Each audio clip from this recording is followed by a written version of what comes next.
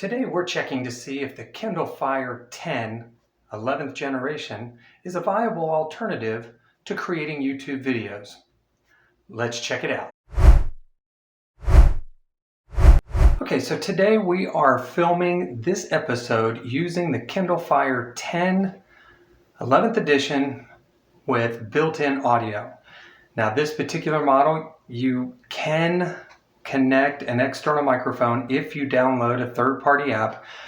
But what I'm trying to do is keep everything as basic as possible so that we can find a viable low-cost solution for people who are entering the YouTube space. Now I've seen plenty of videos where people will go out and they'll find the cheapest camera that they can find on Amazon and see if they can use that to create YouTube videos. Well, this particular camera isn't just a camera. This is a tablet.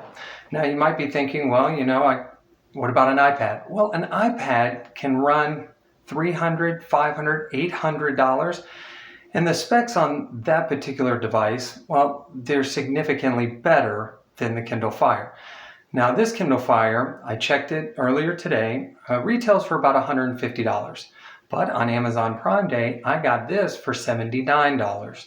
And I'm sure you can find older generations for a little less expensive than that $150. So not only are you getting a HD camera, 720p, built-in audio, 2 microphones, which we are using now. So not only do you get that, but you also get a tablet that allows you to surf the web, read books, and do any number of things that I'm sure you're very familiar with the tablet. So why do this test? Well, I've seen so many different videos where YouTube creators are testing, comparing high-end cameras that most people will never, ever own or use.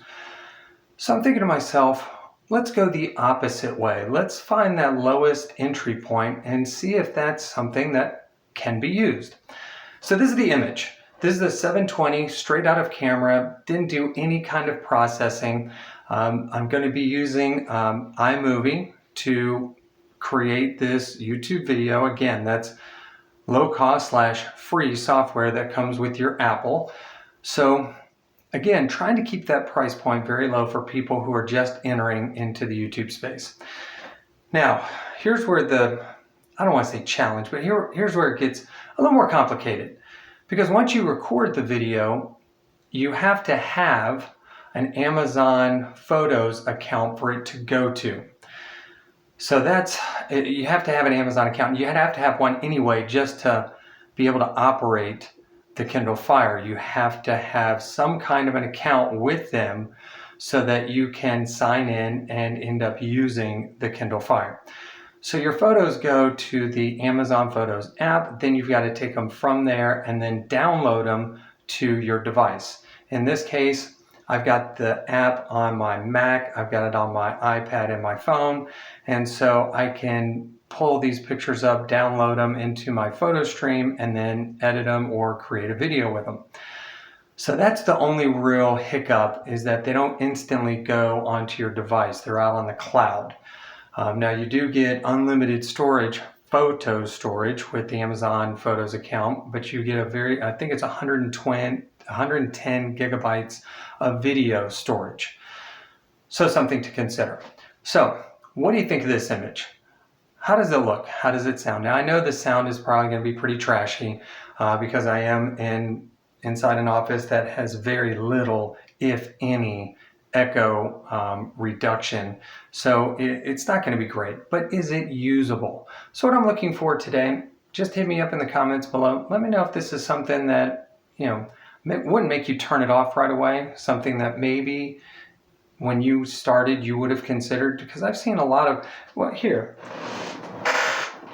What I might do by the end of this video, this is my Sony point and shoot. Significantly different price point than what we've got here. This shoots at 1080, can shoot 24 frames a second. What I will do is I will compare this camera to this image, and then we can kind of see what the difference is, and you can let me know if it's significantly more horrible or if it's usable. And ultimately, that's what I want. I want to know what you think, the viewing audience. Is this something that you would use? Let's find out. All right, now we've switched over to the Sony HX80 point and shoot camera, again shooting 1080p, 24 frames a second, and the first thing you'll notice is the wider field of view. Now this particular camera has a 30 times zoom, so I can crop it in significantly compared to the Kindle Fire. The Kindle Fire has a standard aperture, and so there's not a lot you can do with it. You can digitally zoom, but the standard image coming out of the camera is not very wide. So that's a real hindrance in that you've got to be farther away to get more in the frame, and then that does cause the audio to suffer. Now I did use the Kindle Fire outside, sunny conditions, on a tripod or a selfie stick, and it actually worked really well. The only downside is the connector that I was holding the Kindle Fire with rattled a little bit, so you could hear that. But for the most part, no wind noise or anything, and I was able to get a very crisp image. So again, a lot of bonus points go to the Kindle Fire for quality when it comes to video, even though it's a 720p image. So now, you've got a baseline. This is a very entry-level setup here, just a tripod and the Sony point and shoot. So now you tell me, comparatively, how does this look to the Kindle Fire? And while I know this one probably looks better, is the Kindle Fire's image so bad that you wouldn't consider it, or is it good enough to where if you're just starting, you can get by?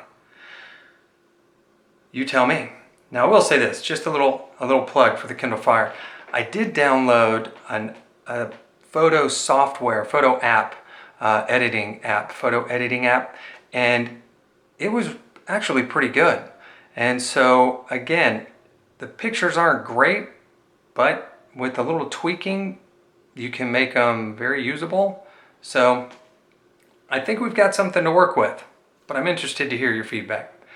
Hey, this is Mike, Low Def Media. See you in the next one.